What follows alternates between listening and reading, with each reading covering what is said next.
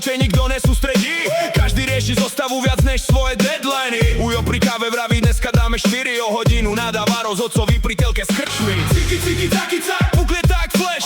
A keď dáme gól, celé sídlisko je rave. Balkóny hučia, auta trúby jak blázni. Na chvíľu všetci zabudnú na faktúry a správy. A potom najazd, nikto ani nemrkne. Mama drží kríži, otec chodí po byte šprinty.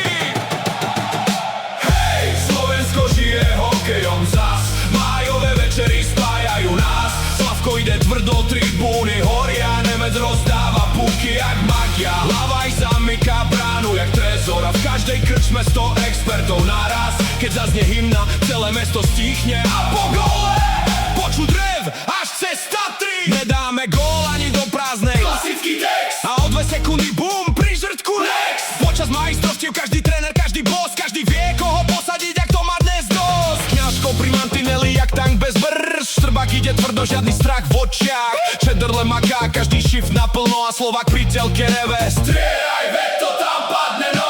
Keď vyhráme, na mesia nespia do rana. Truby auta spieva, hymna vlajka nad hlavami vlaje sama. A keď prehráme, aj tak stojíme pri sebe, lebo počas hokeja celé Slovensko žije jedným menom. Nie sme veľkí, ale srdce máme loud. Od Košic po Bratislavu jeden crowd. Krčma gauča, lebo na meste vonku, keď hrá Slovensko, všetci sme v